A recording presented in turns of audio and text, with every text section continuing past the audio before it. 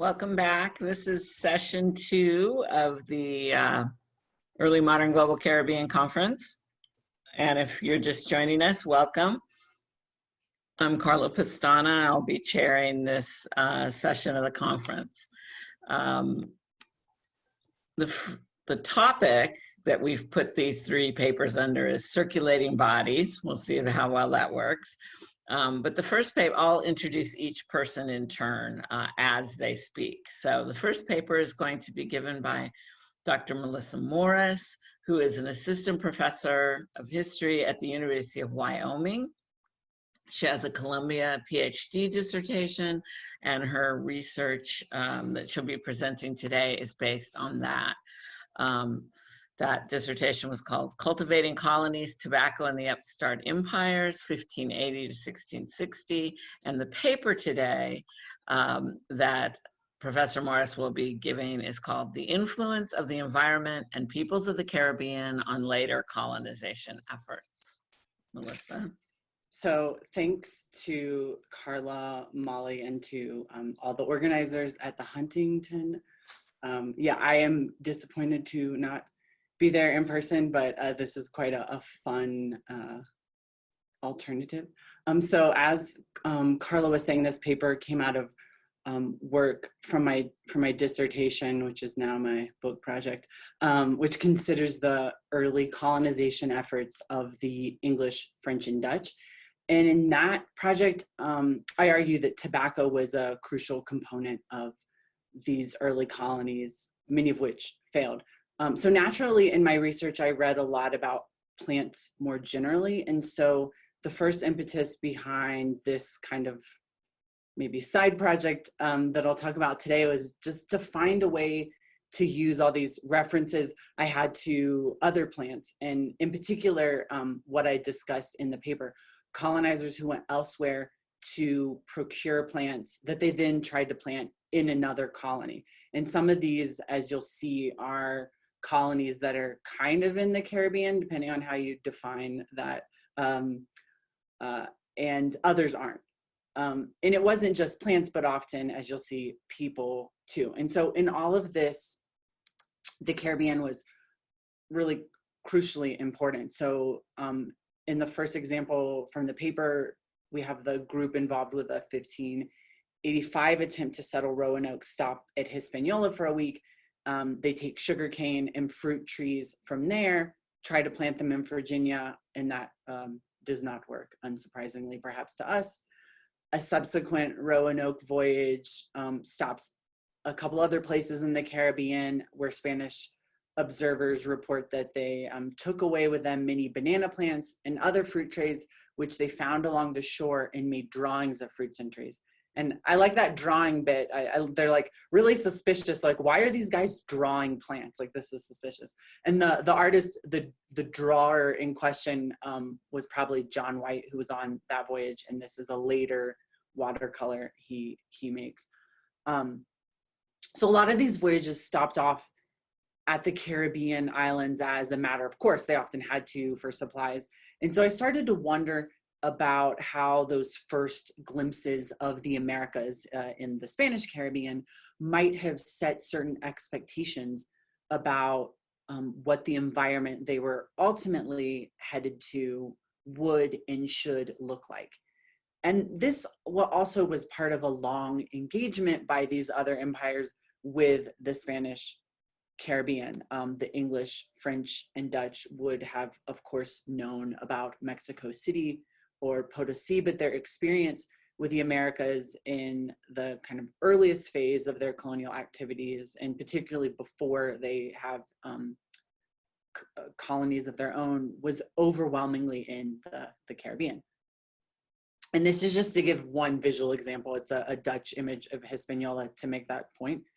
There aren't plants here, but it's more beautiful than looking at just some words. So these empires are coming to the Caribbean and they're taking plants other places. A desirable climate that they hoped would produce lucrative plant products, however, was just one piece of the puzzle. And so colonizers realized that in order to grow these commodities, they would need people who had some experience, or that they hoped would have experience in their cultivation and preparation. And so to that end, they regularly allied with, kidnapped, otherwise coerced indigenous, African, even occasionally Iberian people presumed to have agricultural skills that they needed. So as the English attempted to settle Bermuda, they met with the challenge of the island being unpopulated. In some ways, this was seen as a good thing, right? It's like perhaps easier to claim land, but it meant that there are no indigenous people from whom to get food or to learn how to grow things. So in 1616, a ship left Bermuda to procure plants as well as laborers from the Caribbean, returned a week later with the list you see here, which the settlers attempted to plant in Bermuda. And that ship also brought two captives. One was an indigenous person and the other was African. On Barbados, which the English first attempted to colonize in 1627, their Spanish slavers had depopulated the island of indigenous inhabitants. So they traveled to Essequibo, which is on this, which was a Dutch colony on the South American mainland, where they sought out indigenous people. And again, as you can see here, roots, plants, fowls, tobacco seeds, sugar canes, and other materials to plant on Barbados. And so again, here too, we see colonizers, they understand that the presence of indigenous people and plants are both necessary to transform the island into a profitable colony. Now, this happened even in some undecidedly un-Caribbean environments, like in New Netherland, where colonists also made plans, which did not get too far, to introduce tropical agriculture. They developed a plan to grow tobacco by importing slaves, or they hoped to import slaves from Brazil. There's a 1645 treatise that says, hey, we can grow indigo here. There's indigo growing here, very overconfident in the ability of that climate to produce these tropical goods. So to kind of sum this up, these non-Iberian colonizers really privileged the environment of the Caribbean, and they believed, it seems to me, that they could recreate that environment in new places, whether they were kind of Caribbean-ish places like Bermuda and Barbados, or in more northern climes. And they also understood that the way to do that was to take plants, people, animals from those places to elsewhere. So much of what I've said so far is a bit of an elaboration on what was in the paper. And now I'd kind of like to pivot to the rest of the story, and it involves something that some of you might have noticed if you know a bit about plants, or even if you don't. Actually, most of those plants I mentioned are not native to the Caribbean. Sometimes sugar for sure, I think they realized was imported, but at other times it's not really clear whether they understand, what would have been native and what plants were not. So by the time these interactions occurred, the environment of the Caribbean had already been transformed. Colonization of the Caribbean in the early 17th century and before is generally thought to have been, less thorough than what came later with large-scale sugar cultivation. But the Caribbean these colonizers encountered was already a place that had been unalterably changed, not just botanically, but also in its human geography. So we have to wonder, for example, if the indigenous people that they took from Essequibo to Barbados would have actually known much about how to cultivate sugar, maybe not. And the alteration of the environment of the Caribbean was then rapidly accelerated by these same empires from the mid-17th century on, as the introduction of sugar cultivation led to the destruction of forests. Yet at the same time, these same tropical environments were being destroyed. They were also subject to a new sort of appreciation. And this is because the era of colonization also coincided with the establishment of botanical gardens throughout many places in Europe, often attached like this one to universities. And so this is part of a larger story of botany becoming a distinct discipline. But what's important for this narrative is that tropical plants had a particular allure, as they still do. And so kind of botanical mythology was thus perpetuated. Collectors attempted to keep these tropical plants alive during transport across the Atlantic or even further afield at times, and later in European botanical gardens. At the same time, the native Caribbean environments from which these plants had been taken was being destroyed. So in various ways, the environment of the Caribbean was privileged, both in other colonial spaces and in European botanical gardens, even as the quote unquote real environment of the Caribbean was being quite dramatically changed. So this is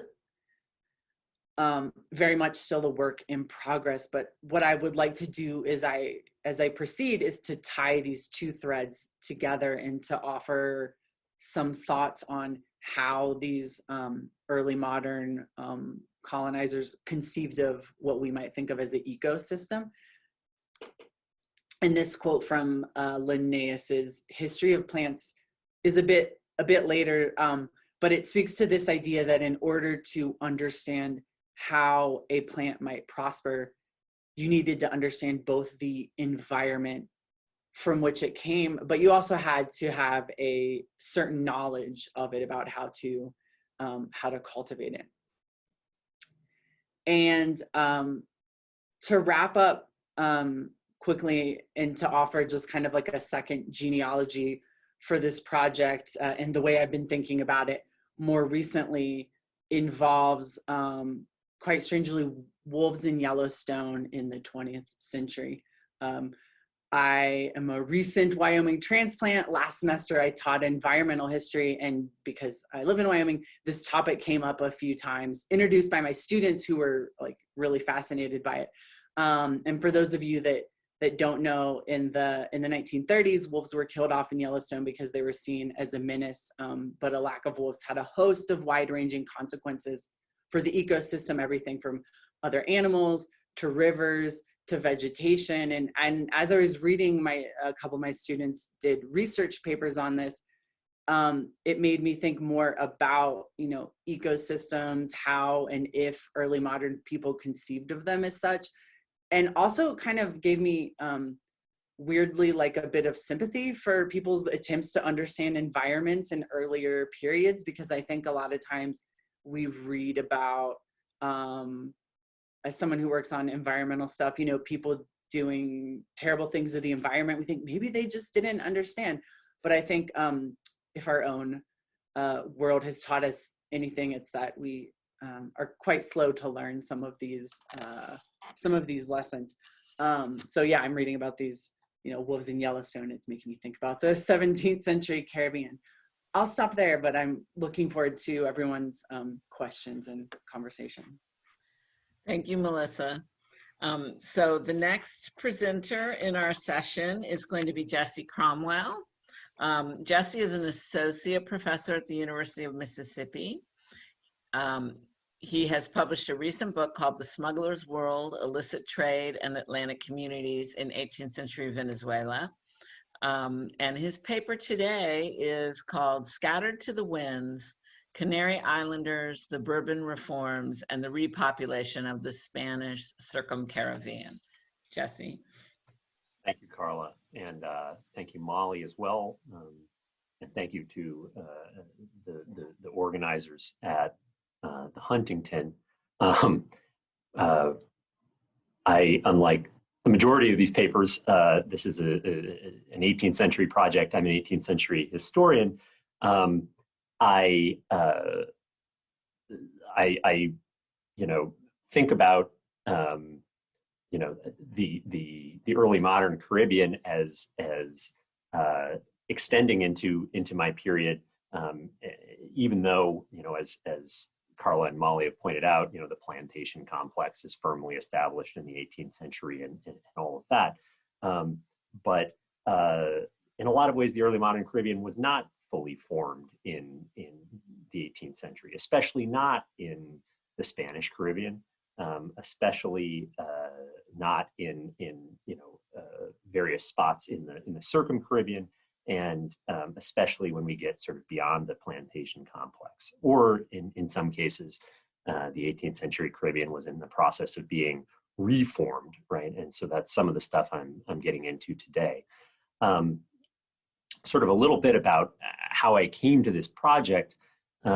In studying smuggling for my previous book, I found that Canary Islanders were everywhere in the locales I was looking through. These were mobile, trans-imperially adroit folks who inhabited all these corners of the Spanish Empire where no other sort of Spaniards wanted to be.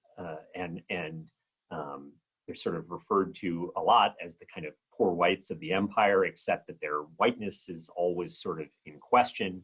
I don't know, you could probably make parallels to the Irish and the British Empire or something like that.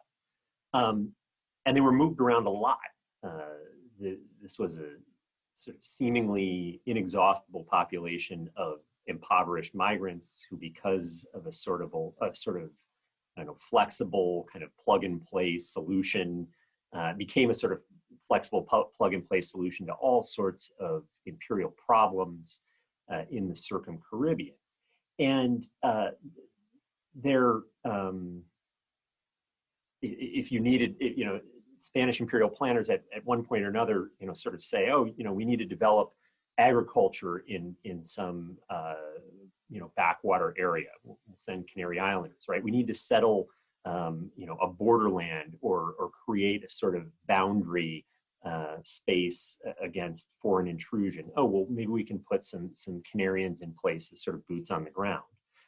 We need to shore up a presidio or a fortress, right? Send some Canarians.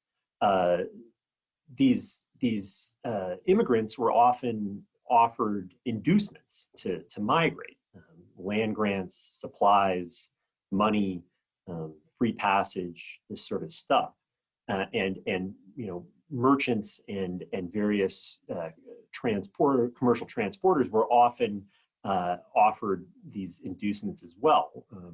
From at least 1688 onward, the Crown encouraged merchants to send Canary Islanders by allowing merchants or licensing 100 tons of transatlantic goods for every 5 families that these merchants brought to the Americas, and the vast majority of them went to the Caribbean. And there are all sorts of kind of schemes and projects and patronage involved in that, a lot of it involving the Galvez family, Jose de Galvez, the important minister of the Indies in the 1770s, and his nephew, Bernardo de Galvez, and his father, Mateus de Galvez, who sort of set up this kind of recruitment and migration network of Canary Islanders.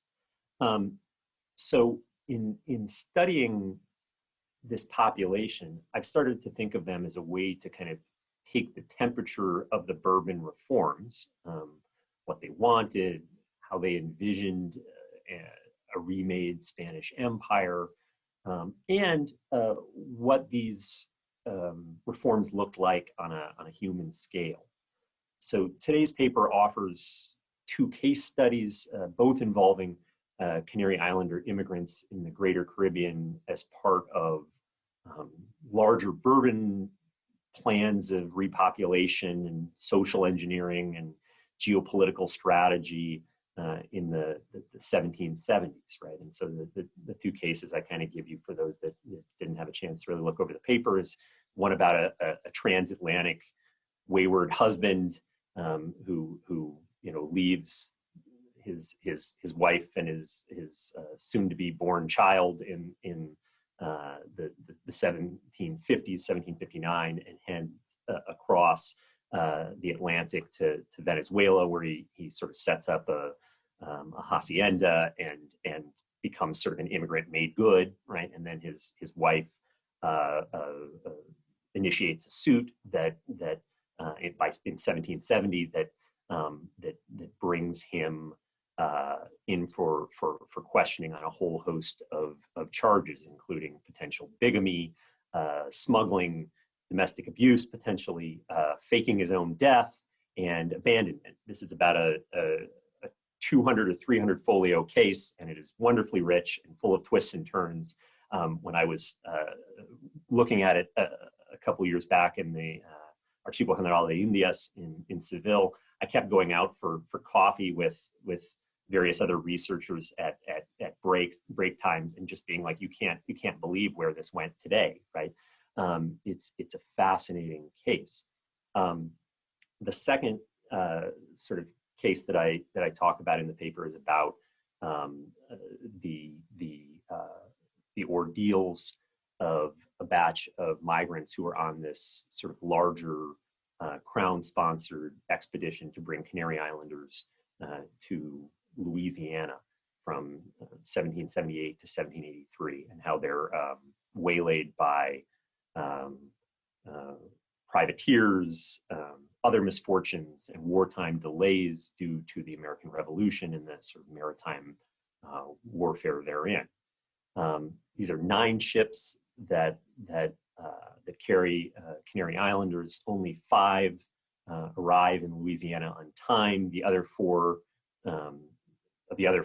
to reach Havana. One's captured by the English, with its survivors eventually continuing on to Havana via Puerto Rico, and one actually sailed to Caracas in Venezuela. So, you know, many of these folks eventually make it to Louisiana, but I'm focusing here on the immigrants who are stranded in Cuba, and some of the trials and tribulations they face, and sort of the human wreckage of these immigration projects in terms of orphans, widows, dying infants and children, this kind of stuff, right? And sort of some of the sort of broken promises and inability on the part of the state to care for so many kind of refugees and immigrants. There are a couple of important, I think, contrasts between these case studies. First off, the sort of type of migration we're dealing with here. You know, directed migration in the case of the Louisiana expeditions versus, you know, I don't have the exact circumstances of Domingo Galdona, the sort of wayward husband, his migration, but it seems to be much more of an undirected sort of individual situation. Licensed versus potentially unlicensed or illegal immigration. Some issues of you know, sort of how much of this stuff is voluntary versus coerced. You know, in Galdona's case, he's a success story, right? And he's very much doing the kind of stuff that the empire hopes he will do, right? Going to you know, eastern Venezuela that's not very, you know, populated specifically by, you know, quote unquote white Spaniards, right? And setting up you know, profitable cash crops, putting sort of boots on the ground, this sort of thing. Versus, you know, these Canarians that end up in Louisiana, while they eventually serve quite a vital kind of military and strategic purpose, in a lot of ways, imperial documents talk about them as a burden, a continual sort of money suck that is using the empire's resources. And then sort of a last contrast to think about is the kind of personal and familial aspects of the Galdona case versus the sort of imperial and kind of more strategic aspects of the Louisiana expeditions case. Let's see, to to think about some important issues that are in these cases that I didn't necessarily get to in the papers. And in the paper, I wanted to think a little bit about this concept in the Galdona case of vida maridable, right? This idea that husband and wife should sort of cohabitate, and how much sort of transoceanic empire and migration throws a wrench in all that, and sort of puts cross aims of the state, right? Because the state cares a lot about families and cares a lot about sort of stable family units, right? But is also sort of encouraging people that want to go maybe on their own and try to settle and make peripheries sort of legible for the state, right? How these things are in cross purpose. How the Louisiana settlements turn out, right? In a lot of ways, they're successful as buffer zones, even as they're wildly unsustainable, both for finances and for most of these immigrants who come down with a host of diseases and deal with all sorts of climate issues in the Louisiana Gulf that we would all be familiar with, hurricanes and tornadoes and things like that. Flooding, and to think more broadly about sort of social engineering and ethnicity involved with Canary Islanders. This is something I don't get into much in the papers, but there are large scale questions about sort of how white these people are, right? How suitable they are for these settlement expeditions, whether they're stepping on the toes of already established Creole populations, these sorts of matters.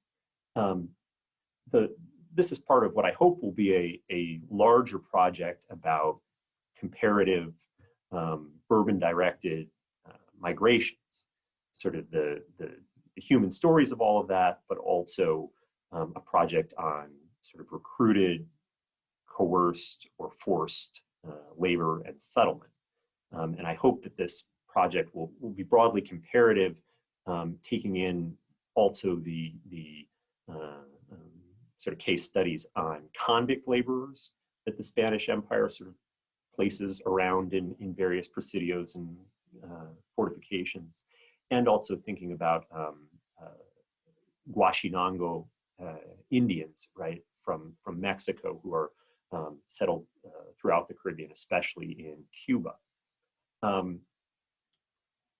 The central sort of paradigm here is the strangeness of experiencing varying degrees of kind of unfreedom and mobility simultaneously, right?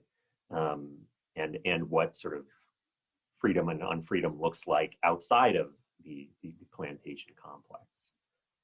So I think I'll stop and leave it at that. Great, thank you, Jesse. Now for the final speaker in this session, we have Sasha Turner. Dr. Sasha Turner is the associate professor at Johns Hopkins University, recently appointed there, to their great good fortune. Her book that came out a couple years ago, maybe last year, I don't recall exactly, Contested Bodies, Pregnancy, Child Rearing, and Slavery in Jamaica.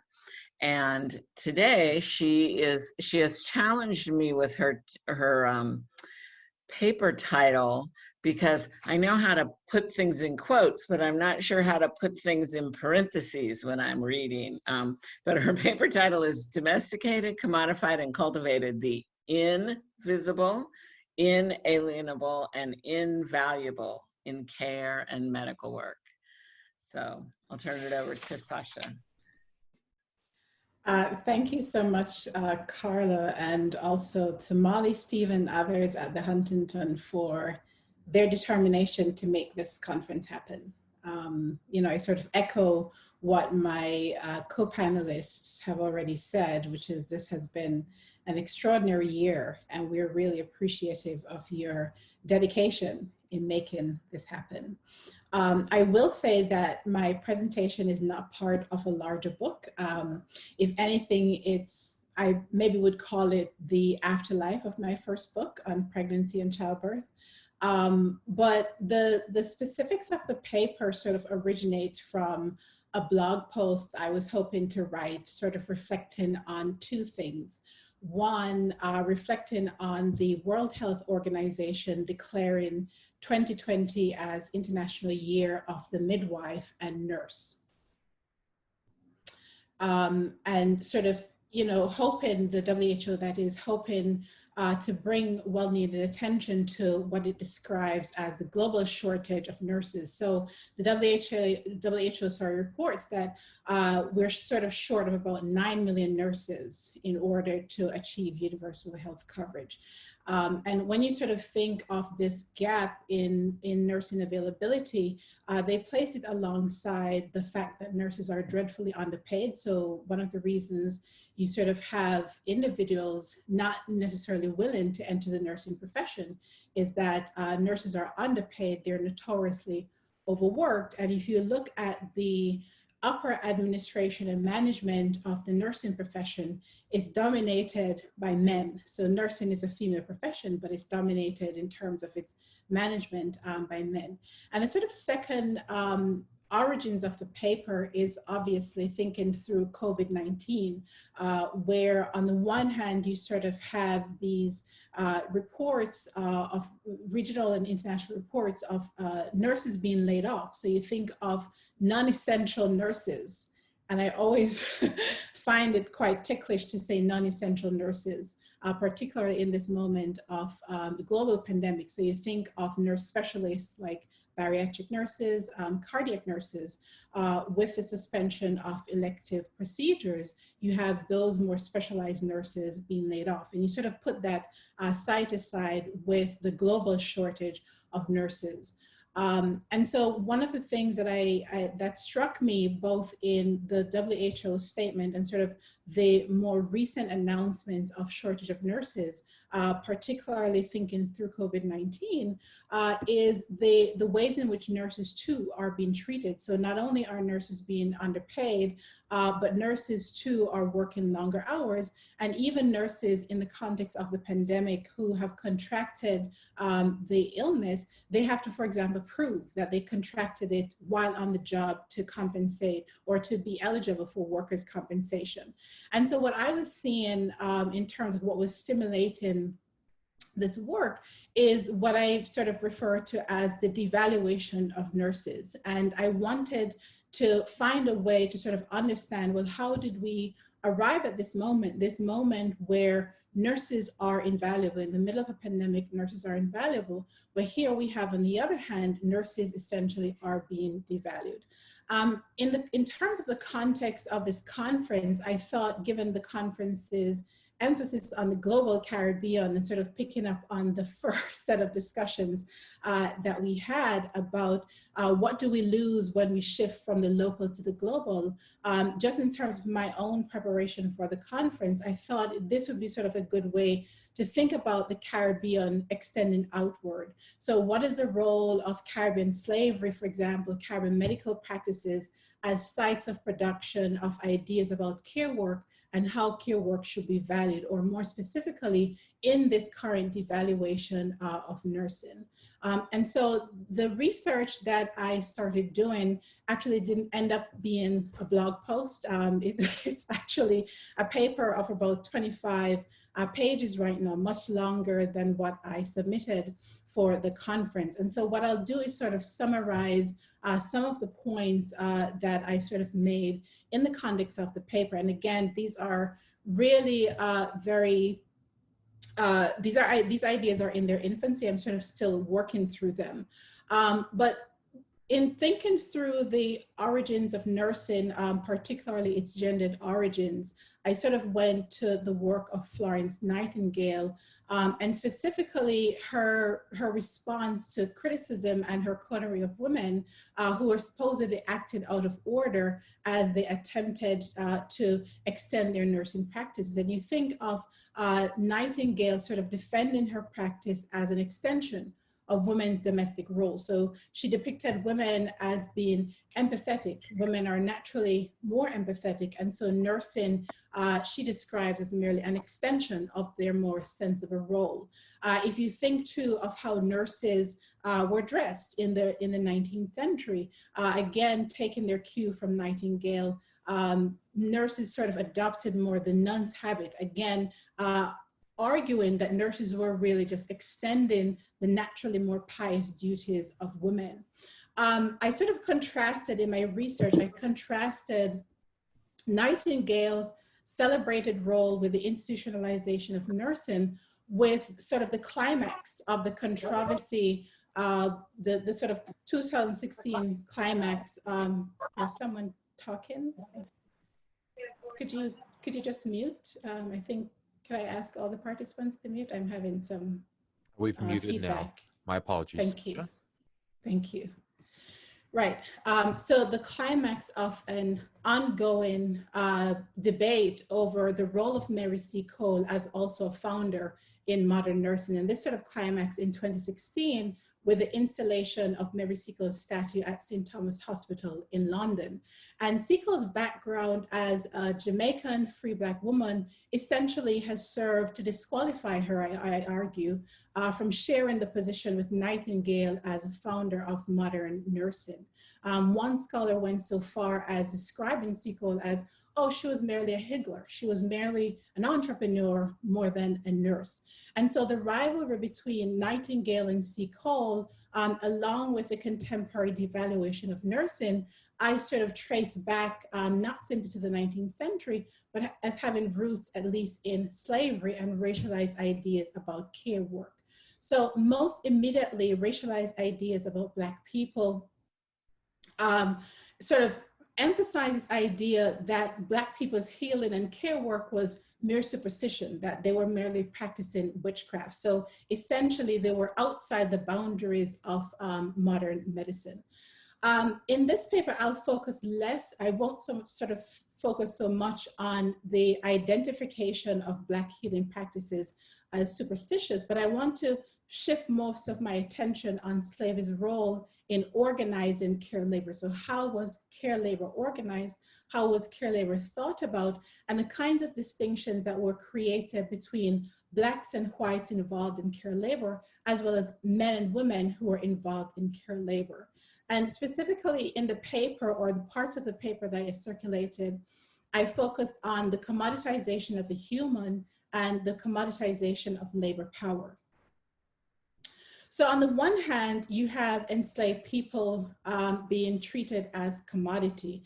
And this is very distinct from free people's labor power that was being commodified. So you had free people who could exchange their labor on the market for compensation versus the enslaved person who themselves were treated as commodity, not having the ability to exchange their labor power on the market. So in terms of day-to-day practices on the plantation, what this amounted to was that midwives, for example, were not paid for their labor, but they were given rewards and incentives to encourage their labor. Again, they are commodity, they're owned by their owners, so there's no need to reward them as if they were free laborers. White women, on the other hand, had a very different relationship to commoditization. So white women on some plantations who worked as nurses, who worked as midwives, they were paid wages. So that's where I'm sort of seeing the distinction being made between Black women as commodity and white women whose labor power could be a commodity. So it's being sold on the open market. However, even though white women were able to earn compensation, they were able to earn some sort of a payment for their care work, this sort of compensation was always in the context of patriarchal forces. So white women's labor could be exchanged, but always with the caveat that they were not independent earners. Their fathers, their husbands were the primary earners, and so their labor was always, should always be directed within the home. And you see this not just in terms of the payment white women receive for care work, But if you were sort of able to compare side by side compensation that white women received for other kinds of work in which they were involved. So white women got paid from the local government, the local vestries in places like Jamaica and Barbados, and their compensation was often less than what men were compensated. And so you see this gendered breakdown in terms of compensation being paid between white men and white women. So one of the points that I make in the paper is that labor value was not simply subject to market forces, the calculations on social reproduction of labor, or even how much energy was expended in producing labor. The argument that I am trying to make in the paper was that labor value was also subjected to discursive forces. So you think of patriarchal ideas, racial ideas, gendered ideas. So this subjection became especially apparent in distinctions not just constructed between white and Black caregivers, but also between man midwives or doctors and enslaved midwives in the Caribbean.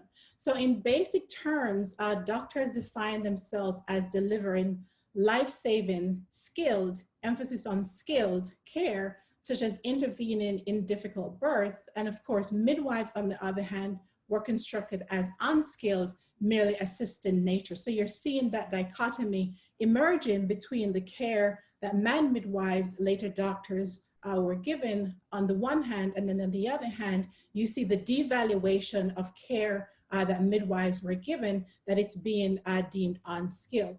So in looking through the writings, the medical writings of doctors, for example, as they gained greater entry into women's birth rooms, you see writings describing, for example, the womb as the tyrannical womb that needed the skilled intervention of the doctor. So you have doctors who are propping themselves up in their own writings, propping up their skilled as vital and well needed, at the same time sort of weakening the woman she's subjected to the tyrannical force of the womb.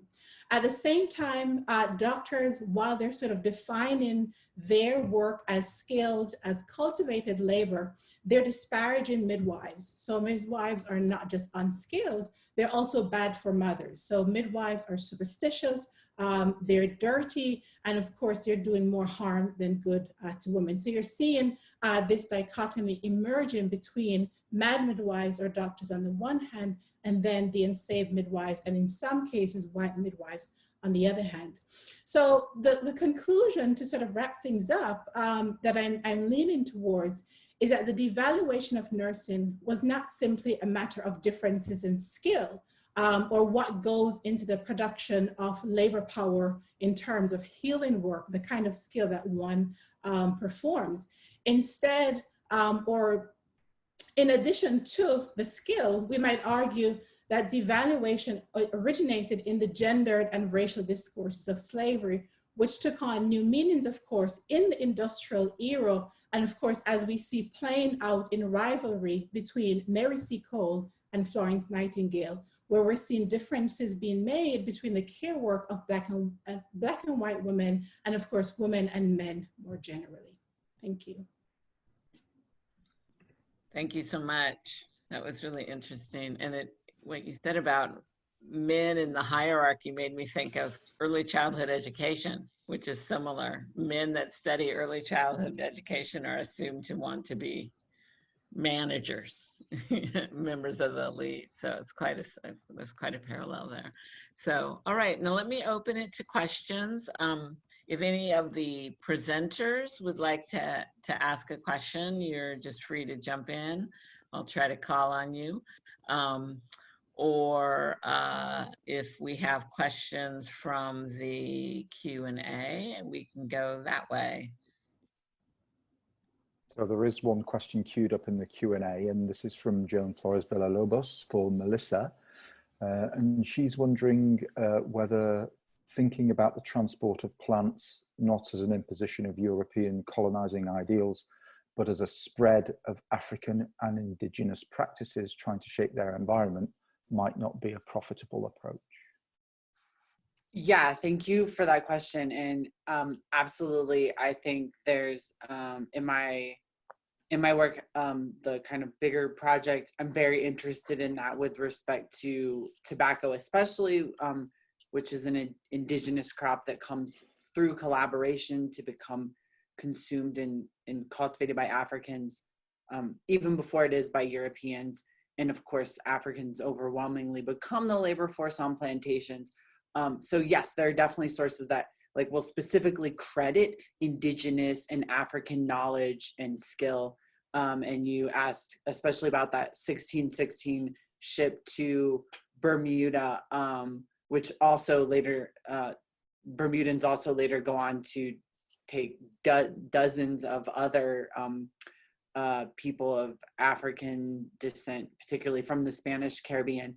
And in his book, Michael Jarvis has a bit on that where he talks about how there are two Africans in particular whose production far outpaced. They say these two guys really know how to grow tobacco. You know, this English guy next door, his crop is terrible, but these two actually seem to know and have a lot of skill. So yeah, absolutely, I'm interested in that. I am still doing research on that with respect to other plants, which are kind of a little more complicated because sometimes they come from an entirely, you know, they might have been transported from Asia, like they come from different places altogether. But I'm definitely interested in how that is a way to disseminate African and indigenous practices and skills. Yeah, thanks for the question. I think the Q&A has a question, another question. Could I follow up on that really quick? Oh yeah, okay. Go ahead, Rob.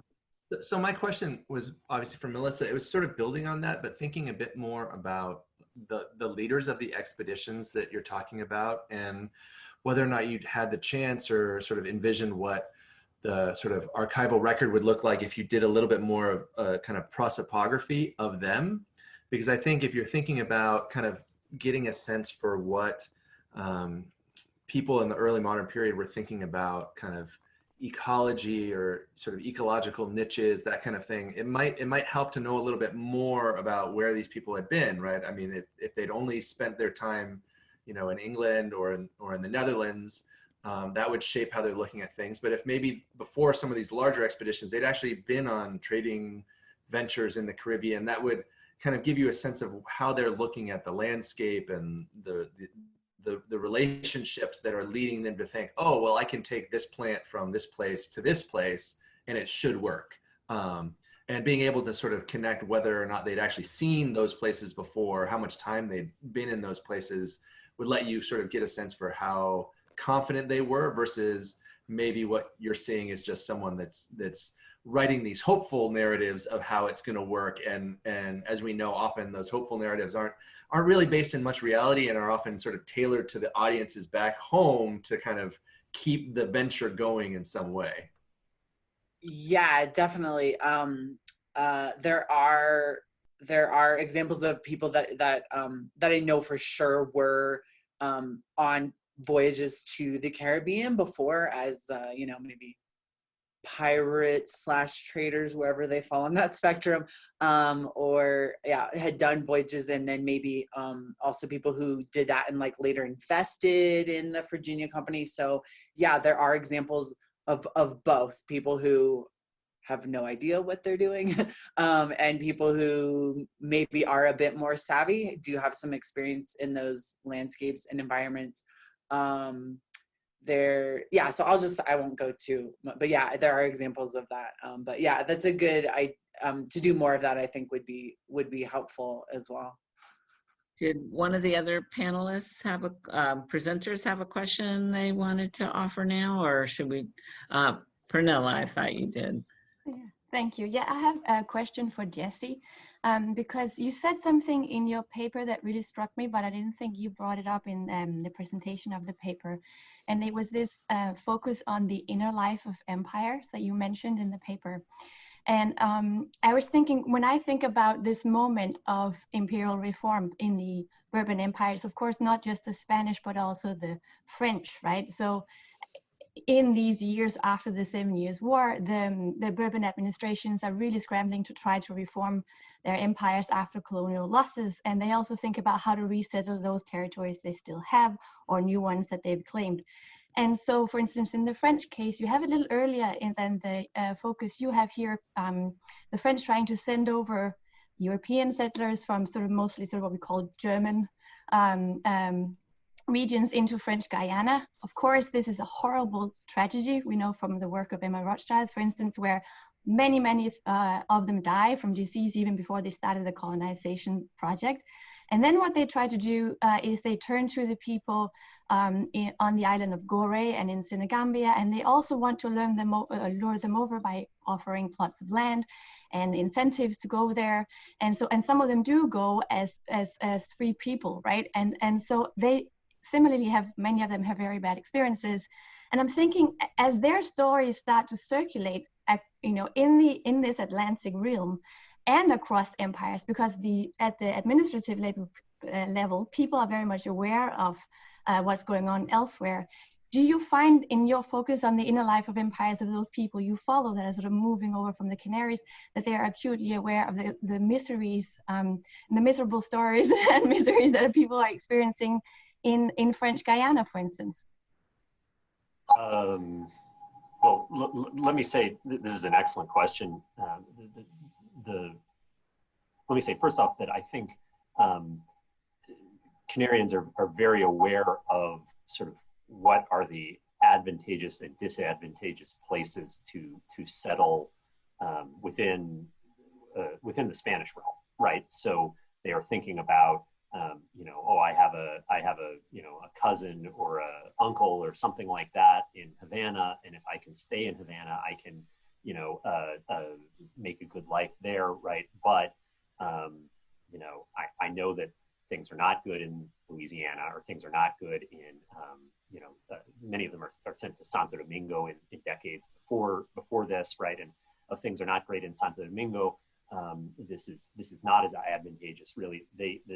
Lots and lots of documents speak of Cuba and Venezuela as the places you want to end up if you're a Canary Island, right? How much they're aware of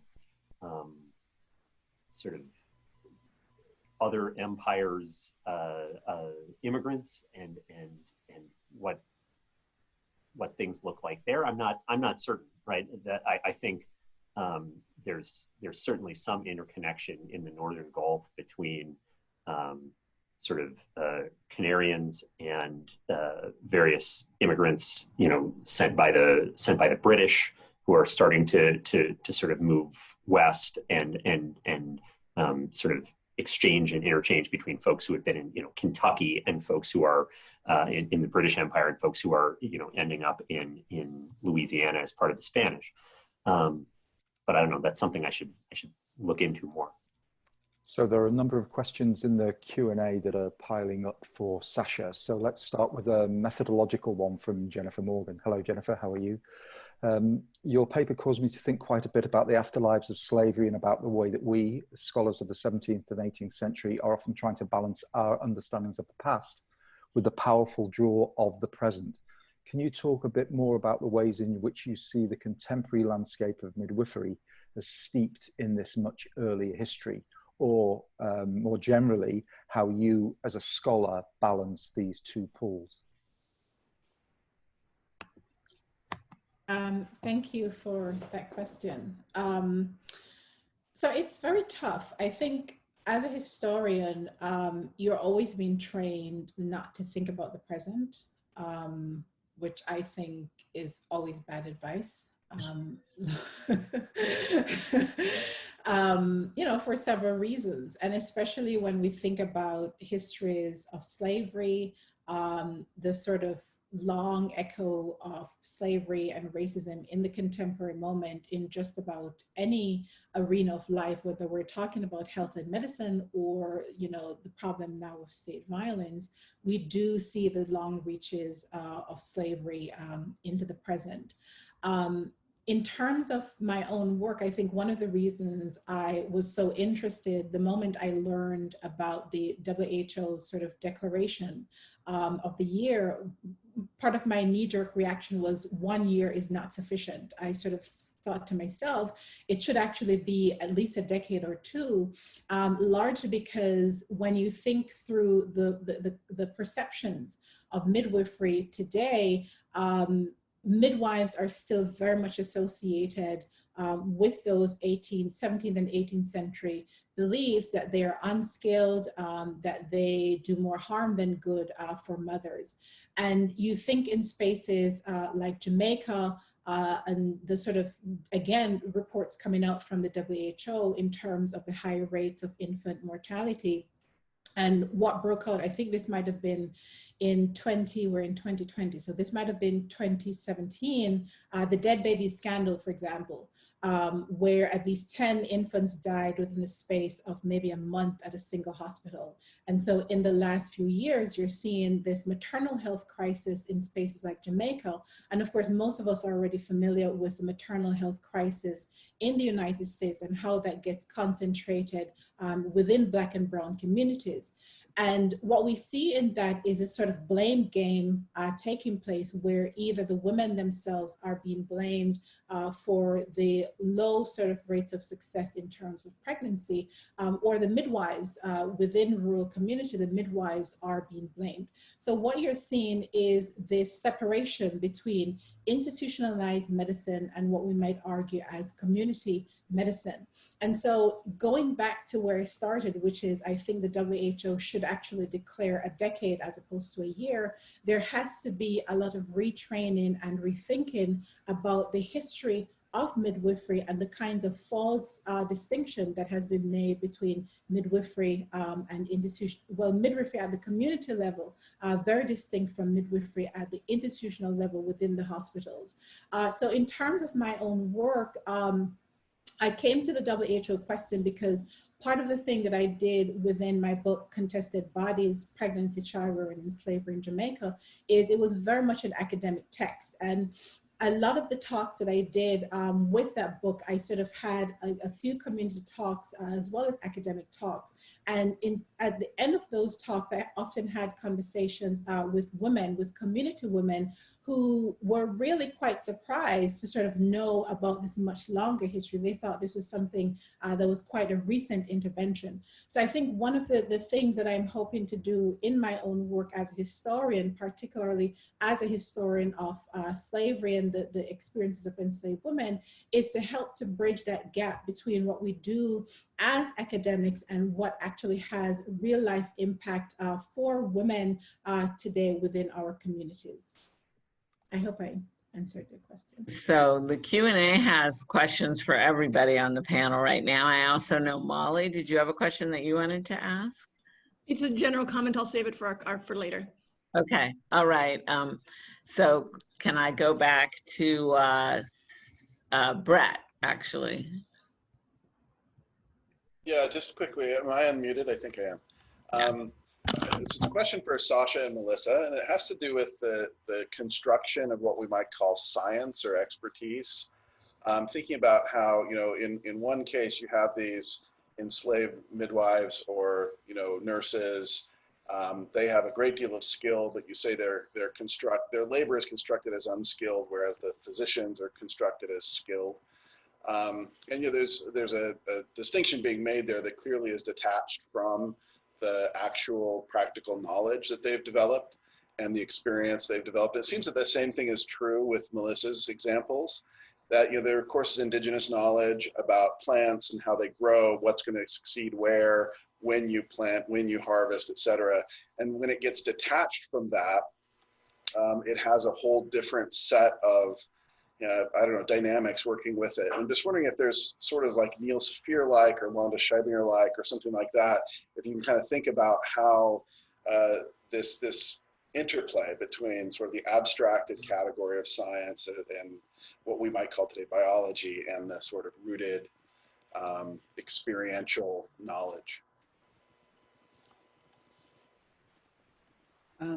Yeah, I guess I can answer that quickly from my work. Yeah, absolutely. And you do see, like I've read a lot of these huge botanical works where it has an entry for every plant, and they will sometimes explicitly credit, you know, Indian women say this plant can do X, Y, and Z. And so I think there is something of an acknowledgement of that expertise, but of course it has to then be, you know, filtered through a few levels before it makes it into like the big important book, right? So it's you know, Native and African people are thought to have a certain kind of knowledge that then maybe is polished at an intermediary level by a colonist on the ground that then is handed off to like the European scientist and the botanical garden or the writer of these you know,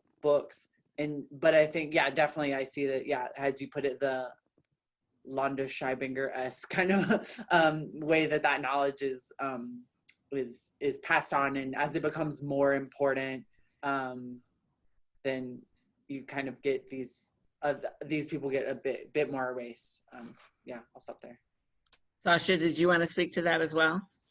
Yeah, but I'd also tap Pablo Gomez, who I know is here, and his wonderful book, The Experiential Caribbean, which I think gets to exactly Brett's question on this sort of dichotomy between the construction of expertise on the one hand and the kinds of experience that are actually at the heart of early medical breakthroughs, and then sort of goes on to inform the more scientific medicine that then evolves by the 19th century. And absolutely, you look at the context of Jamaica, even doctors who were writing these early medical treatises, their informants were enslaved women. So in some cases, they do sort of say, you know, in my conversation, or they sort of disparage the woman who is giving them this information. So there are these minor references to the enslaved women and their kinds of experiential knowledge that they are developing. But again, I think part of the work that we have to continue doing, and I say continue because I think there are important works being done on this, is to show that the so-called gap between the later scientific medicine and the more experiential medicine is not as wide, because the scientific medicine is actually emerging from these women's healing practices. And I hope if we have time to sort of hear more from Pablo to be able to talk about some of the specific findings of his own work here. So Pablo, I should have mentioned you, of course. One thing this conversation is making me think about, and I'm not exactly sure what to do with it, is often when travelers have reports about the early Caribbean, or people have reports about the early Caribbean, they always cite a traveler. They'll say, go to this ship's captain, or, you know, whatever, this person who's been there, and talk to them. So that kind of firsthand experiential knowledge is acknowledged to be important and really better, and a way to assuage, you know, tall tales and et cetera, et cetera. But at the same time, when the interlocutor is a native person or an enslaved person, that knowledge is then, you know, dismissed or reduced in its importance. So I think that the dynamics there are super important. Maybe we can turn back to Steve, who's got some questions for every presenter on this panel from the Q&A. Absolutely. Thank you, Carla. So this is a question from Frank Isabaroso, who I haven't seen in years. It's great to see you here. A question for Jessie. This is quite a long question, Jessie, so for everybody's benefit, I wonder whether you have any thoughts on the parallels and differences between the roles Canarians and Galicians play in state-sponsored migration projects in the 18th century Spanish world. There is, of course, the well-known Galician project to the River Plate in the 18th century, but there are also plans to settle Galicians in Florida in the early part of the century, which are later rejected in favor of using Canarian settlers. So what are the reasons for those differences? Thank you, Francisco, for this question. And it's been a while since I've seen him as well. But I don't think that there's so much a kind of idea that Canarians are somehow sort of uniquely suited for a given climate versus another group or anything like that. I think you know, there are some sort of stereotypes, both good and bad, about Canarians, or Isleños as they're often called, right? But one is that they're sort of hardworking, kind of salt of the earth people who are maybe a little, you know, slow, but are sort of basically loyal, right? And I think this carries a lot of weight amongst reformers. I think in the 1760s and 1770s, right? I think that the Galvez family actually carries a lot of weight as to why it's Canary Islanders and not some other group, right? The connections are, and you know, I don't want to bore everybody, but essentially that you know, Jose de Galvez is the minister of the Indies and probably the most important driver of the Bourbon reforms. Bernardo de Galvez, Jose's nephew, becomes the governor of Louisiana in 1776. His father, Mateas de Galvez, was an artillery captain and immigrant recruiter in Tenerife, right? So we have this migration of Canary Islanders that's sort of envisioned in part by Jose, pursued in Tenerife by Mateas, and directed in Louisiana by Bernardo, right? So we have this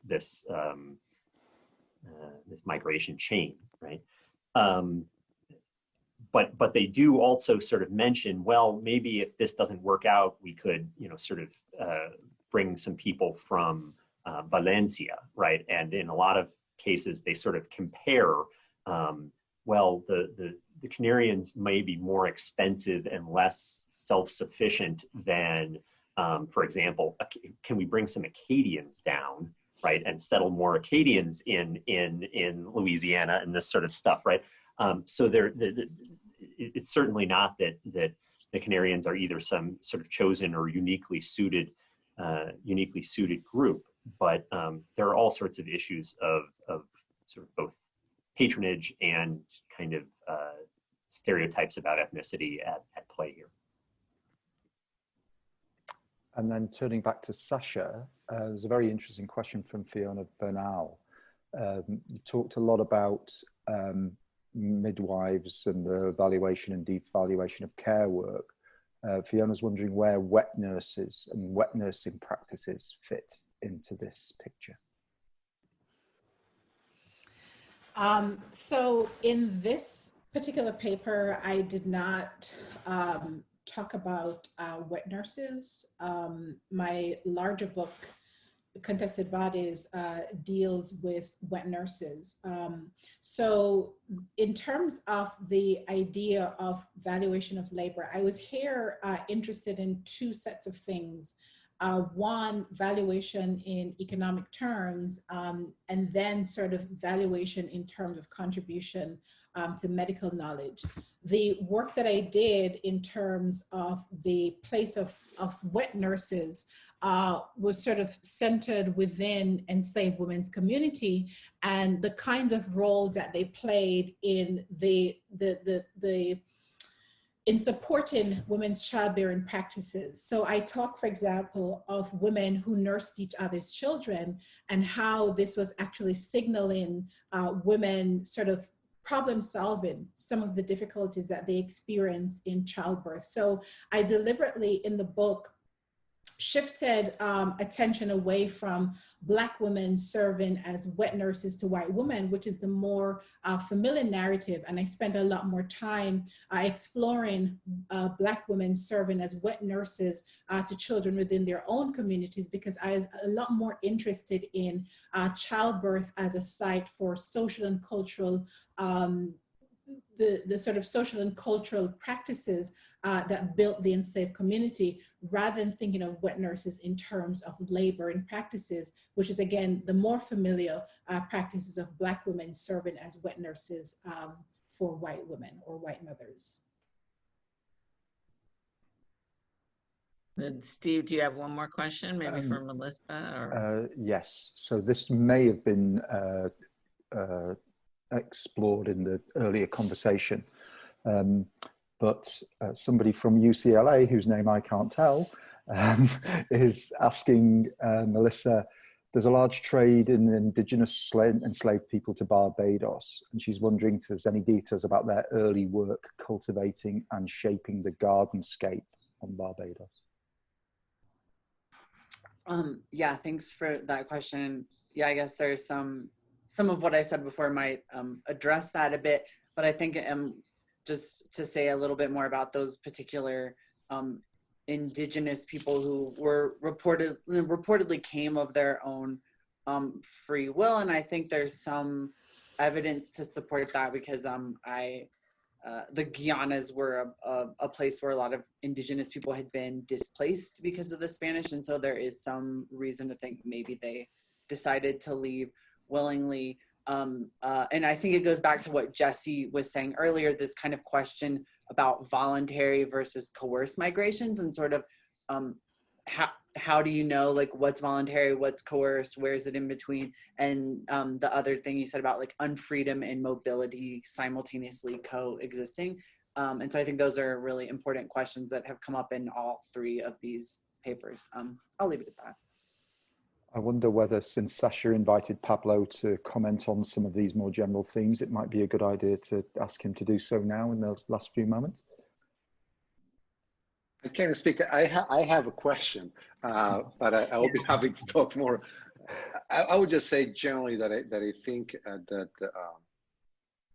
one of the issues that we have is that in terms of, even for ourselves, in terms of validating certain kinds of knowledge or elevating that knowledge to the kind of importance that you should have for us to engage in it, or in descriptions of how the world actually works, we tend to associate them with our modern conceptions of, how bodies work, biomedicine, or science, right? And we have to remember that we're talking about very different spaces, right? Like, which is what what are kind of knowledges that are important around which ideas around the body these communities are actually shaping their health practices, or their conceptions of nature, or conceptions of value, which is another very important notion that I think we can talk about later, right? Like how communities themselves, they start thinking more largely about not only what Sasha said, right, like in terms of the value of bodies themselves, but what are the things that, and the ideas and the concepts that actually carry political and social weight, right? Like, and I think that we tend to assume certain kind of teleology here also,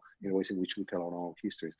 So I will leave it at that. I will have more time to talk about this later, but this is especially true, but ideas of nature specifically and bodies that had been kind of somehow co-opted by Western discourse about how is our bodies and nature operate. But that was certainly not the case in the past. And my question, my comment is for Sasha, and it relates to this notion of how is that we can think about their work of these circle actors, midwives and nurses, right? That, by the way, they're also the people populating the hospitals in most of Spanish and Portuguese America. People of color were nurses, which was one of the most dangerous professions, by the way, right? Like at a time when biomedicine did not exist, right? It's a very different kind of labor. It's a labor that is associated, and hospitals are also not the kind of places of healing that we think today. These are places for the destitute, some of the most dangerous spaces in those colonial worlds. So, but I was also thinking that outside of that clinical, or what we'll think of a space of interaction between bodies, in that space of public health, as we will conceive of it today, and the super important role that these midwives and other service circle actors play in the construction of those communities, right? And there is something that kind of value that we forget when we're thinking of nursing as a profession, as a Western refined profession. So it's also how the role that they have played alongside what we will think of as professional practices with nursing. So because I think that is also important, not only the role they play as nurses as we will think of us today, but also alongside. And this is something that is true around the Caribbean and in Latin America, and it is true today as well, right? So I just wanted to invite you to reflect on kind of that role that has different kind of historical trajectories and different people that are kind of somehow the heirs of those early nurses and those practitioners in those communities. So I think one of the, if you may, the sort of drawbacks with the professionalization and institutionalization of medicine is the rise of the expert. So you have the cultivation of a specialist with a particular set of expertise.